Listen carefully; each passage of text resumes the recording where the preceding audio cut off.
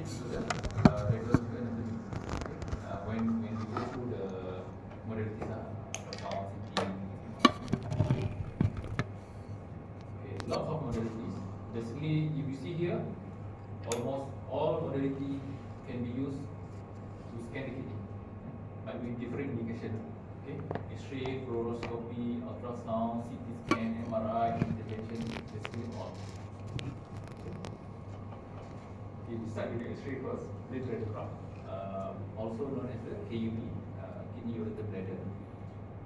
The interpretation, basically the field of view, we need to scan from the lung base, okay, until the symphysis pubis. Okay. The interpretation is different from different individual. Okay. This is some of the suggestion. We can start with the lung base and diaphragm. This is the lung base and diaphragm. Look for any abnormalities and look at the bones, right? And then look at the soft tissue, any abnormal calcification, and go through the organs. Okay, this is the anatomy of the kidney in X-ray. Basically, you cannot see the anatomy in details because you can only see the shadow. Okay, because X-ray is basically not much information you get from for the anatomy of the kidney. Okay, basically the kidney shadow. Can you appreciate the kidney shadow? Here, the left kidney, because it is superimposed with the bowel of this figure. Okay, so this is the right kidney and left kidney. Okay, this is source muscle. The bladder's expected location is here, and the ureter cannot see also, but expected location is here. Right.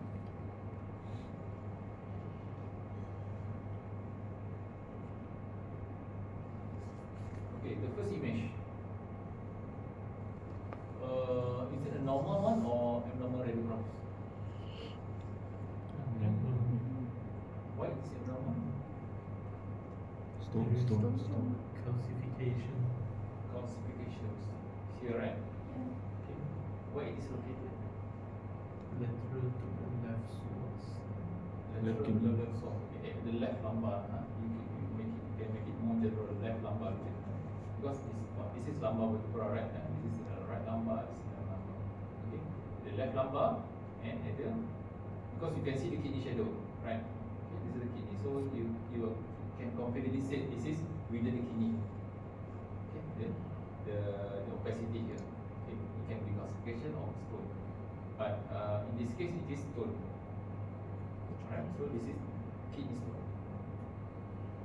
How about this one?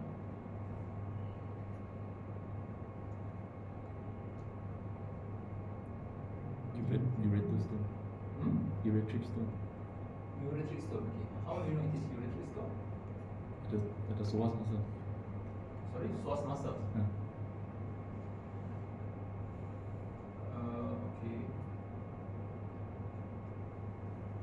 Yes, it is. Okay, ureter is overlapped with the psoas muscles, but you need to understand the cause of the ureter first.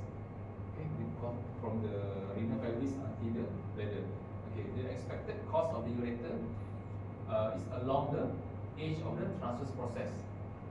See, process. Okay, at the edge of transverse process of the lumbar vertebra, going down, overlap with the sacroiliac joint and reach into the bladder.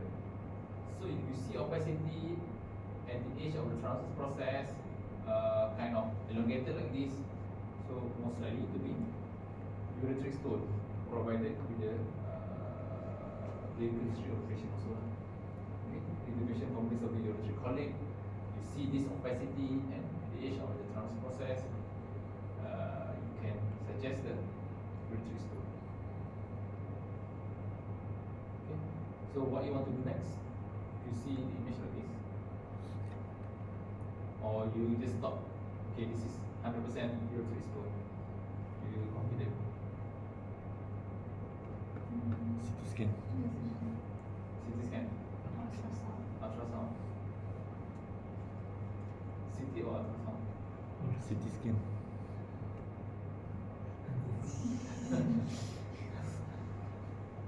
Okay, okay, for ureteric stone is easily difficult to see in ultrasound. Okay, compared to renal stone. Renal stone we can see in ultrasound if it is big enough, maybe more than 0.2, 0.3 you can see in ultrasound. But ureteric stone is difficult to see because it's difficult to trace the whole length of the ureter. Okay. In this case, you can straightly suggest CT scan. Right. So next case, what is this? Okay, step one. What is step one? What is the horizontal line?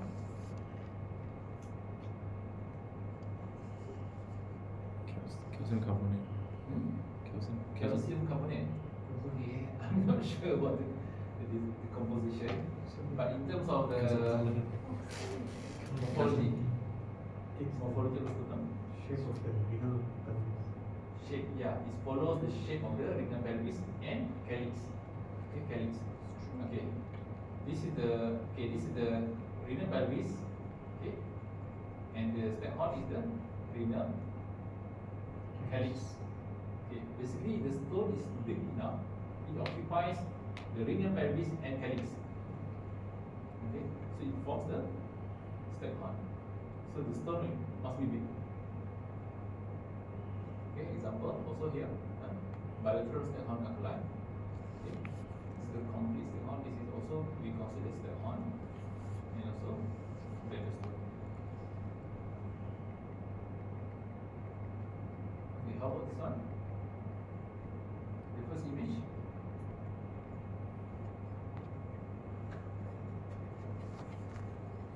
What is it? Is it gonad shape?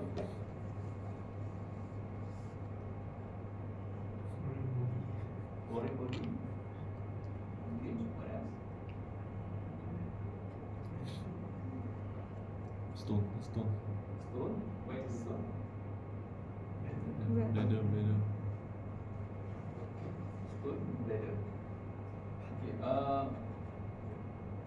Okay. First of all, okay, you can describe as a big opacity, large, well-defined opacity in the pelvis. Okay. If you see clearly, you can appreciate the different density. Okay. At the center is more dense compared to the periphery. Can you appreciate it? Okay, it produce kind of lamellated appearance. Okay, and this is because of the chronicity of the stones.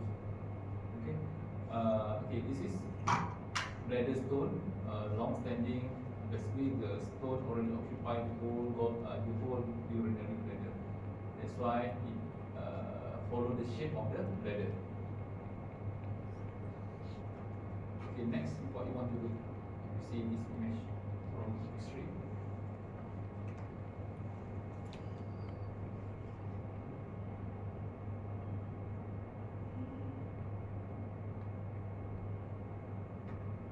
Operate. Operate. I mean the next line of investigation, or you want to stop from X-ray and straight away you would want to suggest further imaging, or you're satisfied with X-ray? CT scan.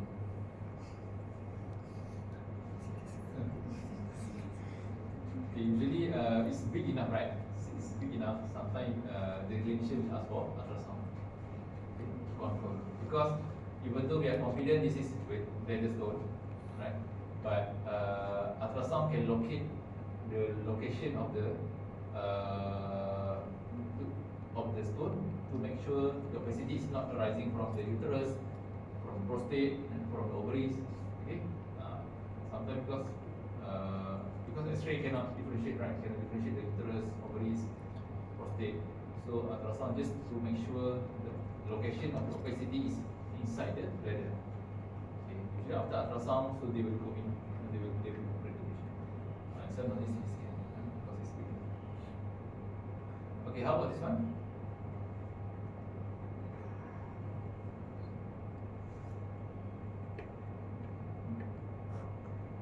What can you see? Or how you want to describe the image?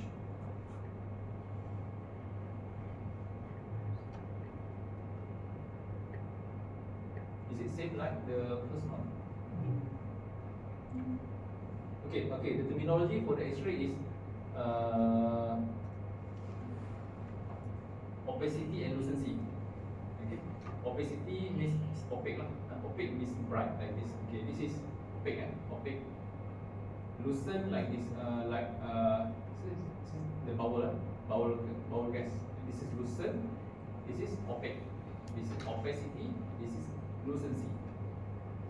Alright. So how you want to describe? Is it normal or abnormal?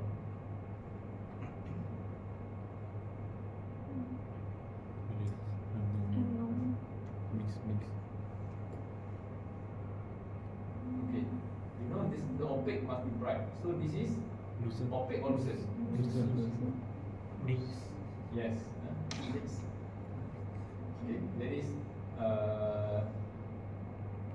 opacity and lucency, but this is actually classification. But not the usual classification like cost classification. You can see only opacity, right? The classification is only opacity, but this is we describe as popcorn-like classification, because this contains a mix of lucency also. Okay, where it is located? Okay, at the right hemipelvis. Okay, can you identify exactly which organs, or is it outside of the organs? Okay.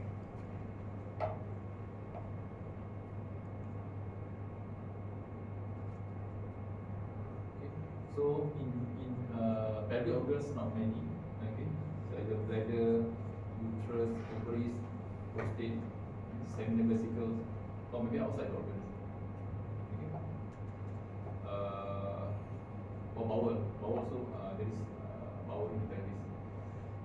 So just guess which organs?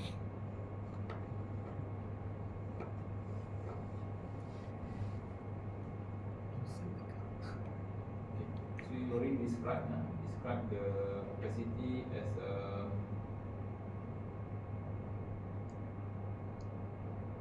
enlarge for you. Okay, this is popcorn-like classification in the right hemipelvis. Okay, this is basically the classic example of the uterine fibroid. Okay, because some fibroid will calcify. Okay, and some calcified fibroid will look like this in X-ray. Okay, if you see this image, this is already pathognomonic for the uterine fibroid. It's described as the popcorn-like classification. It's a mess. It's a mess. Okay, it's a mess with the popcorn-like classification inside. And this is uterine mass, which is the calcified uterine fibroid. Okay, and how about this opacity on the left side? Okay. How about this one? This is right, this is right, this is left. Okay. This is right, this is left. Okay, how about the opacity on the left side? This one. Lucent. Pink. Lucent. Pink. Is it lucent? Opaque. Opacity. Okay. Opaque. Opaque. It's opaque, right? Okay. Opacity, it's opacity. It's okay. So it's small, okay. You well defined. The left hemipelvis got few, got many actually. Okay. And can you guess what is the origin of the opacity? Where it comes from?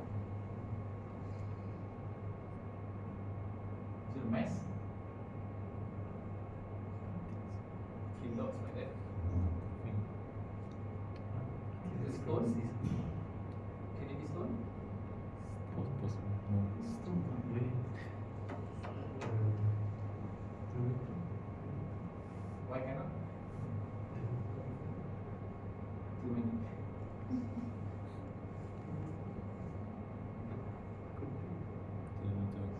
The vessel. Not mass. Is it fecal content? No. Calcified? Fecalis? Yeah, fecalis actually more medium. You can see a few more classification right over there. That one maybe fecalis. Okay. Is it normal? That three stone, that three opacity? Not normal. If not normal, so it's not mass, it's not stones, it's not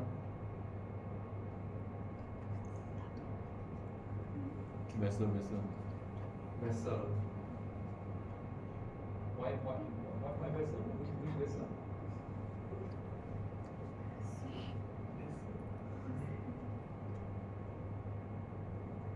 Arterial or vein?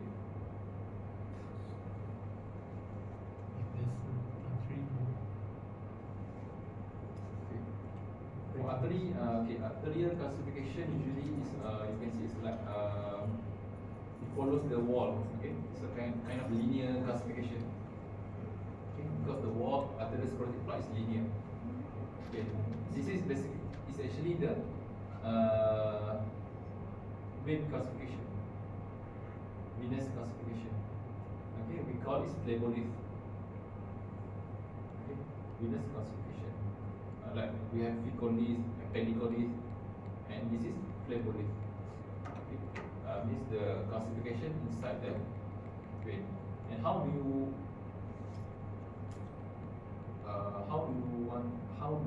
identify this is phlebolith or it is a stone?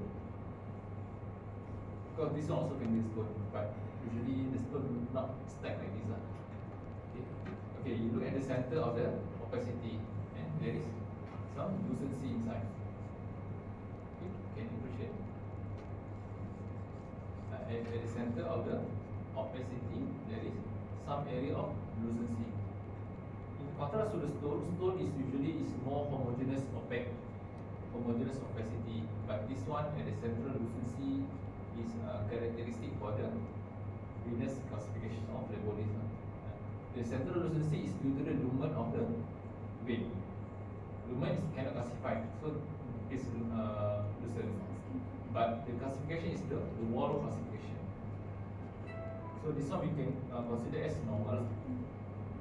Usually we don't describe this because it's considered as normal, because it's part of the physiology of the aging. Okay.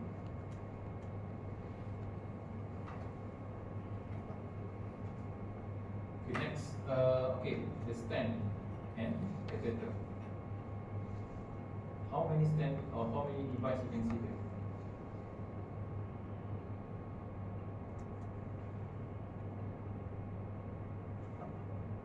Two, three, four.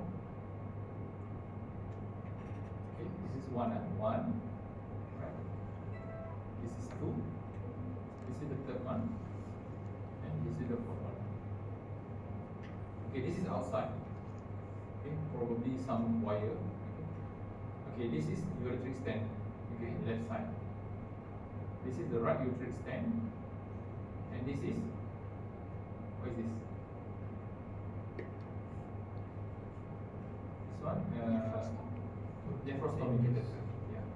Okay, nephrostomy catheter.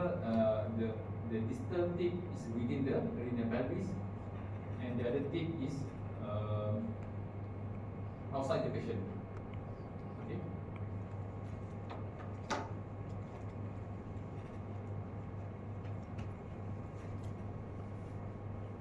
Alright. Okay. X-ray of the abdomen or KUB. Okay. So here is stated there is Wilms tumor. Okay. But how you want to push this radiograph? You need to identify the normal radiograph first. Okay, the normal radiograph, the bowel, like the previous image, previous slide. Okay, there is ascending colon, transverse, descending, and the distribution is like that. But in this case, you can see there is lack of bowel gas here. Okay, all bowel has been pushed to the right side. Okay, so something is here. We still don't know what, whether it's a mass or it's a big collection. Okay, so that's how you approach the radiograph. Okay, you need to find the bowel distribution. Make sure it is normal. If it is not normal, maybe something externally compressed or displace it to the other side. Alright. So okay, next, if you suspect some maybe some mass or opacity here, and then you can perform next further investigation like ultrasound or CT. Okay, infection of the kidney. Okay, there are few types of the infection. Pyelonephritis, we have emphysematous pyelonephritis, and other types. Okay, for emphysematous pyelonephritis can be seen in X-ray. Okay, so there will be gas shadow inside the kidney or at the perinephric space. Okay, like in this case, there's gas inside the renal parenchyma, which is confirmed by the CT scan. Okay, you see the CT scan, the kidney is edematous, and there is air inside the renal parenchyma. Okay, for fluoroscopy, okay, first examination is IVU. Okay, IVU is under fluoroscopy. Okay, IVU, certain centers still perform IVU lah, but not all. Like here in Singapore, we don't perform IVU anymore because we replace the IVU with CT IVU. Okay, because IVU, the conventional IVU use the X-ray. Okay, like this. Basically, we inject the contrast through the patient's vein. Okay, and then we start taking series of radiograph. Okay, to see the renal parenchyma, and then when the radiograph, when the contrast already enters the collecting system, so we can see the renal, calyx, renal pelvis, and then contrast going down to ureter until bladder. So basically, that's how IVU was done.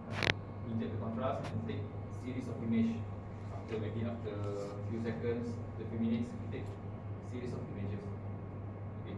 Basically, the indication is also similar like CT IVU. To see any stones, stricture, and anomalies. Okay, like that. Okay, MCUG is very important. Nature-rating uses to ureterogram. Okay, few indication for the MCUG. Okay, to see the reflux, VUR, vesical ureteric reflux. Okay, to see any abnormalities of the bladder, whether there is a mass or stone, or the bladder contour, or it is nephros, urogenic bladder. Okay, like in the first radiograph, so you see here, we infuse the contrast into the patient's bladder through the Bolus catheter, and once the contrast already fill up the bladder, there is some reflux of contrast, okay, into the ureter, and this is vesical ureteric reflux. It's already high grade because it's already involved the renal pelvis. Okay, the second image. Okay, after the bladder is filled up by the contrast, and the patient was asked to PU, there is contrast moving into the posterior urethra. This is posterior urethra, but the anterior urethra is not specified because there is some blockage here. This is a congenital case due to the posterior urethral valve.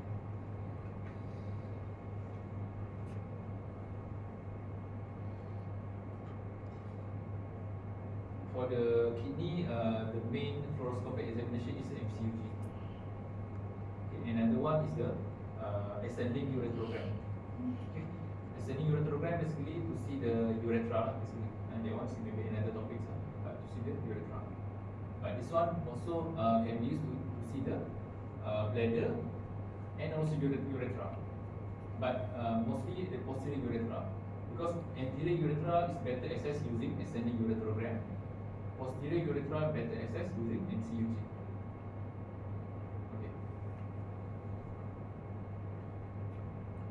Okay, ultrasound is extremely useful.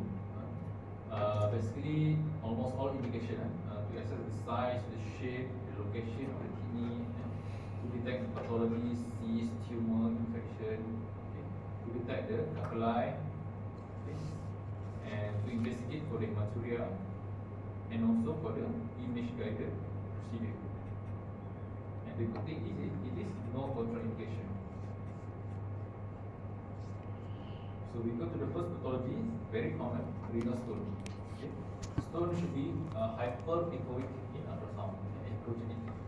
So when that if you see the echogenic structure like this with posterior shadowing, so you see the posterior shadowing here, it is stone.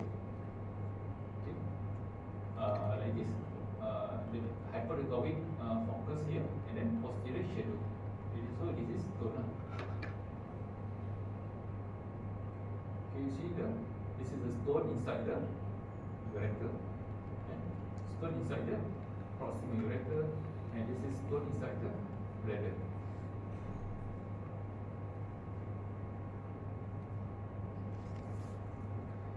Okay, obstruction. Okay, kidney ultrasound also will be able to pick up the obstruction, which is hydronephrosis or hydroureter. Okay, okay, this is hydronephrosis and hydroureter. You see the ureter is dilated, renal pelvis is dilated, renal calyx also is dilated. So this is obstruction. Okay, this is another type of obstruction also, but this is a congenital case, PUJ obstruction. Okay, at the level of the pelvic ureteric junction. Okay, this is pelvis, this is ureter. The level of obstruction is here. Okay, that's why only the renal pelvis and the renal calyx is dilated, but the ureter is not dilated because the level of obstruction is here. Okay, okay, renal parenchyma disease. Okay, like I said earlier in the previous slide, to identify the renal parenchyma, the normal echogenicity. Okay, so like this we can compare with the for the right kidney we compare with the liver. Okay, so you see the renal parenchyma is hyperechoic compared to liver. So the normal one should be hypoechoic compared to liver, right? So this is already hyperechoic. So you know this is not normal. This is renal parenchyma disease. And sometimes in severe cases it's difficult to identify the contour of the kidney, and because it's already echogenic, and it's already blend together with the renal fat and with the surrounding structure. So sometimes it's difficult to measure and to identify the border also. Okay, infection in ultrasound. Okay, acute pyelonephritis. So okay, look at the normal kidney. Okay, this is the normal kidney, the red bin. Okay, this is edematous kidney. This is acute pyelonephritis. So you see the kidney is edematous, is bulky is enlarged. Okay, and echogenicity also reduced. And it is more hypoechoic because loss of edema inside. And there will be loss of cortical medullary differentiation because of edema.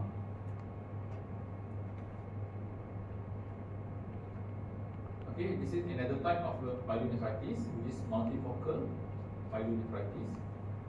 If you put color Doppler, and okay, in this case, this type of infection, there will be multiple patchy hypoechoic area inside the kidney, like this, okay, like this. Okay, if you put color Doppler, there will be absence of color flow here. Why? Because this is area of edema. That's why there's no color over there.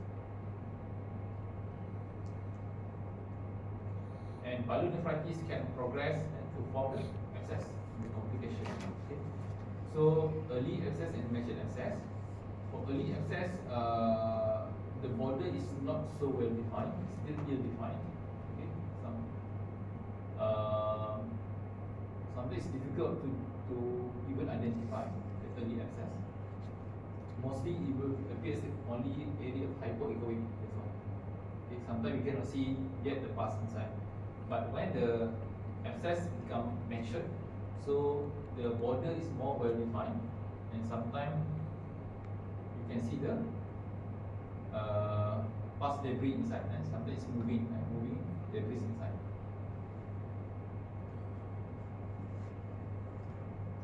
Okay, pyelonephrosis basically the pus inside the collecting system. Okay, pyelonephrosis. So usually the collecting system is dilated, and there will be echogenic debris inside.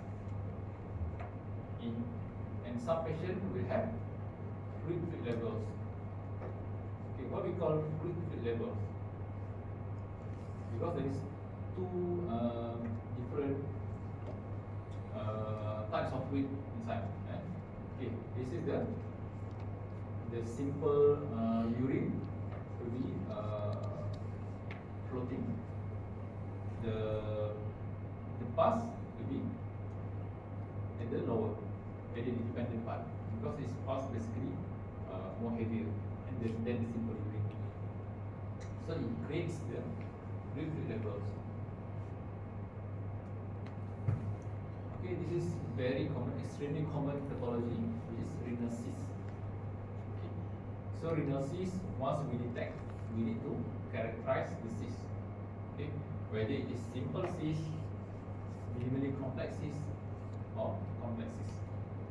Okay, the first image shows simple cyst. Okay, is anechoic. Okay, anechoic means it is nothing inside. It's only water inside. Okay, when next is there is some septa. For the complex cyst, there is some septa. Okay, like this septa, or calcification, usually at the periphery, or there is solid component inside. Okay, so we need to characterize the cyst, so that we can so that the physician can decide for the follow up for the patient. If simple cyst, no need follow up, you can discharge the patient. If it is minimally complex cyst or even type 4 cyst, renal cyst, we need to do further imaging, which is the CT renal for phase. Okay. Especially if you detect the soft tissue or solid component, you must assume this is RCC until proven otherwise. Okay. Because the solid component inside the cyst is highly suspicious of RCC. Okay. Okay. Polycystic kidney disease. Okay. Is it similar like multiple renal cyst?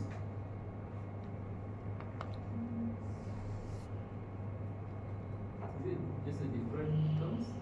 Polycystic kidney disease? So many. Not so many. If multiple renal cyst. Okay, not so many. Okay, but the difference is not the number. Okay, because multiple renal cyst, sometimes patient also can have multiple renal cyst. But for the polycystic kidney disease, basically the whole parenchyma of the kidney is replaced by the cyst. So you barely can see the renal parenchyma, the soft tissue of the kidney itself. So like in this case, so the soft tissue component of the kidney parenchyma is very little. Okay, because it's all replaced by the cyst. Second, the size of the kidney will be enlarged. Okay, in polycystic kidney disease, the size will be enlarged. If the usual renal cyst patient, the size of kidney usually is normal, but in this case it's enlarged. Okay, this is already an inherited disease now. Okay, but in the usual renal cyst, that one can be acquired or congenital, but Polycystic kidney disease, it is inherited. Inherited disease. Okay, renal mass. Okay, renal mass can be, the echogenicity is different. Can be hypoechoic, hyperechoic, or isoechoic. It depends on the what type of the mass. But you see the mass, this is polykidney, automatic. You have to assume RCC until proven otherwise. So you have to suggest for CT scan multiphase. Okay, don't let the patient go until you tell the clinician this is renal mass. You need, we need to arrange for the date for the CT scan. Because renal mass not always malignant. Okay, but majority of the solid renal mass is malignant.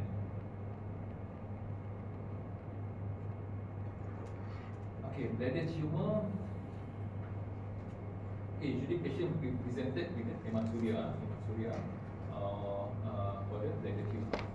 So if you see the mass irregular, usually the mass is fixed to the wall, fixed to the wall. Or sometimes the mass is actually just nodular thickening of the bladder. This is also bladder tumor. Okay. Because sometimes patient, not sometimes, but most of the time patient will come as in complaint of hematuria. If patient got hematuria, the blood clot, if you do ultrasound scan, the blood clot will can also appear like this, exactly like this. Okay. If you see the patient with hematuria, when you scan, you see image like this. Don't straight away say, oh, this is renal, this is bladder mass. No, you need to differentiate first whether this is blood clot or mass. If blood clot, it is will be moving, mobile. Okay, but tumor it is fixed. Okay, you need to mobilize the patient right, left, and try to mobilize the mass. If it is not mobile, maybe it's tumor. And then you can put also the color Doppler. If there is color Doppler inside, so it is a mass. Because blood clot won't have any vascularity inside. Okay. Okay, renal Doppler basically to see the vessels, vascularity is either vein, artery. Okay. The indication to see the renal artery stenosis, renal vein thrombosis, aneurysm or pseudoaneurysm, AV fistula, and also for the transplant renal arteries. So basically, we need to put the Doppler examination, find the renal artery, put the gate, and then you will get the waves, the wave like this, and this is normal wave of the renal artery. Okay. From this wave, you can calculate certain parameters like peak systolic velocity, resistive index, acceleration index, and many more to decide whether this patient has renal artery stenosis or not.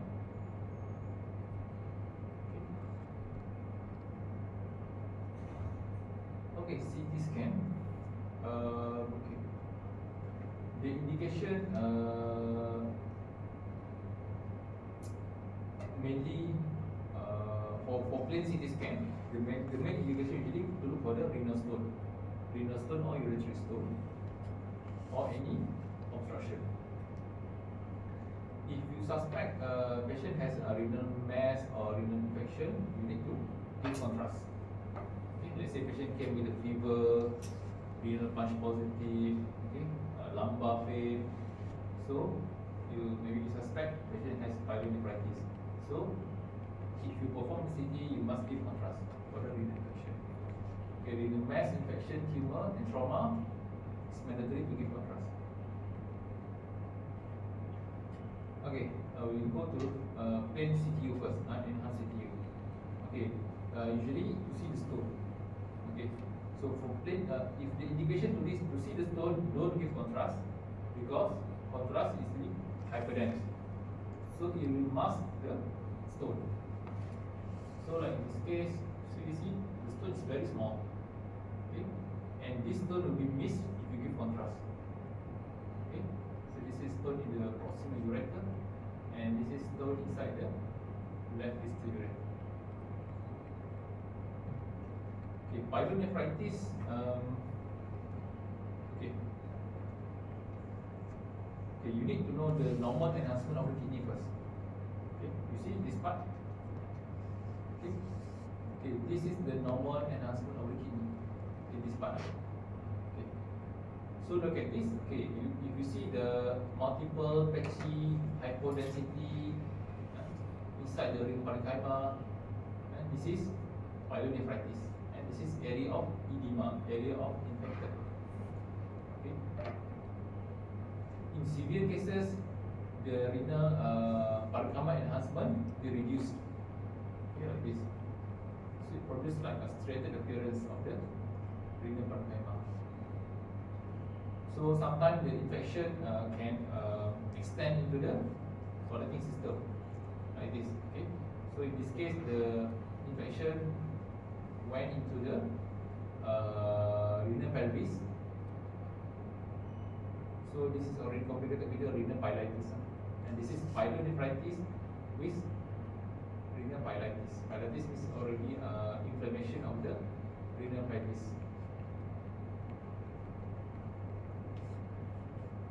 Okay, later on, the patient can develop complication of abscess.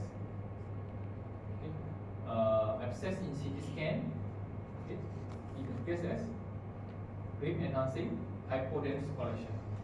Okay, like this. This is homogeneous hypodensity with a peripheral enhancement, and this is typical for the renal abscess, the matured renal abscess. Okay, if the abscess contains air, so you can identify the air in CT, but it is difficult to see the in ultrasound because air is produce artifact. So usually to detect the air containing abscess, so we need to perform CT scan. Okay, RCC tumor. Okay, this is a big mass. This is big mass, heterogeneous, and this is this area of necrosis. And it is almost always RCC. And this is already advanced RCC, and already metastasis to the liver.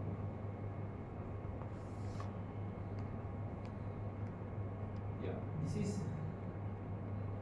PCKD, adult polycystic kidney disease. So just now I show you the image of the ultrasound, right? So ultrasound multiple cysts already replaced the renal parenchyma. So same like CT scan. So you see the renal parenchyma is very little.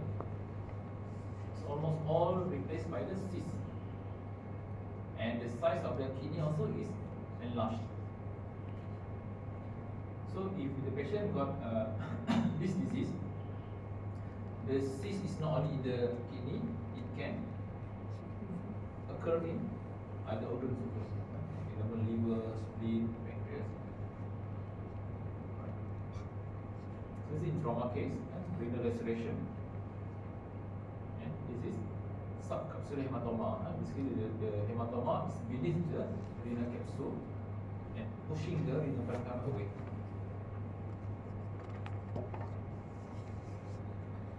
So for the renal trauma, we use here we use AASD, grading American Society, for the renal for the staging of the for the grading of the renal injury.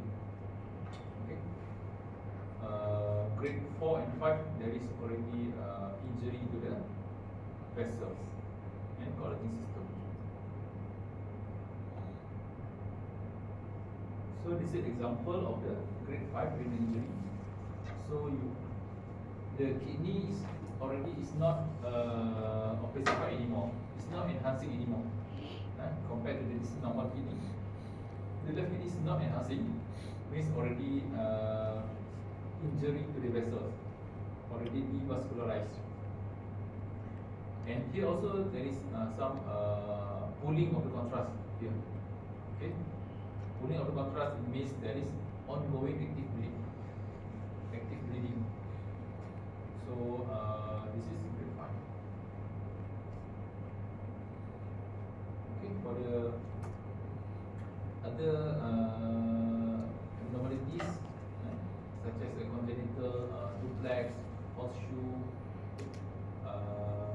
duplication of the ureter. Okay. So what imaging modality you prefer?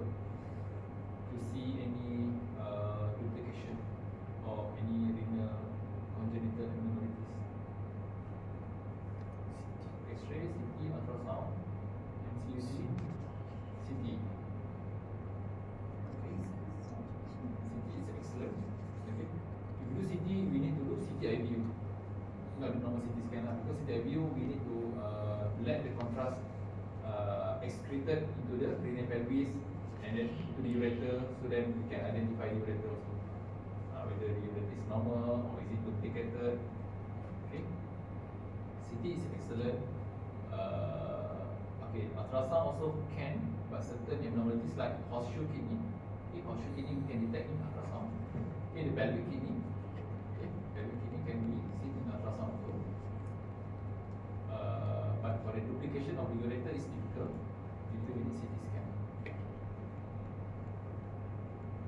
Okay, MRI, almost always we don't perform MRI for the kidney, for the renal parenchyma. Because why? Do you know? Because one thing, MRI is expensive, time consuming, the waiting list is crazy. Okay, many months or maybe even 1 year waiting list. And the most important, we can get similar information using CT scan. Okay, so while we perform MRI, whereby we can get similar information from CT scan. CT scan is faster and more available, more readily available. So information is similar. Okay, there is one indication that we still perform MRI. Okay, in case for the to look for the vessels. Okay, usually the indication to see for the renal artery stenosis. Okay, so we perform MRA renal, MR angiography of the renal artery. Okay, this is special because we don't give contrast. Okay, MRA renal we don't give contrast, so it's a plain study. Even though you see it's very bright, right? It looks like contrast, but this is plain. So it is very good advantage for the patient, because usually this kind of patient the creatinine is impaired lah. The creatinine is high, so we try to avoid giving contrast. So we perform MRA, no need to give contrast, but we can see the renal artery clearly. Yeah? So like in this case, you can see the stenosis here, and there is stenosis. This is multiple stenosis here, and stenotic.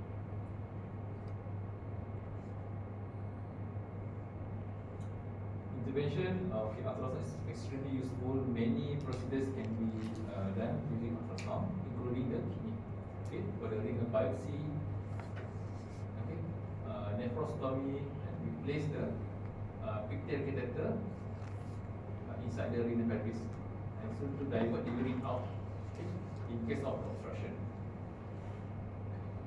Okay, this is step by step. Okay, drainage, okay, very important. Okay, in this case, in this particular case, they use CT guided drainage. Why CT guided? Can we perform using ultrasound guided? Also can, but in this case, the abscess contains air. Okay, if the abscess contains air, it's difficult to see in ultrasound. So that's why they use CT guided drainage of the renal abscess. Okay, any questions?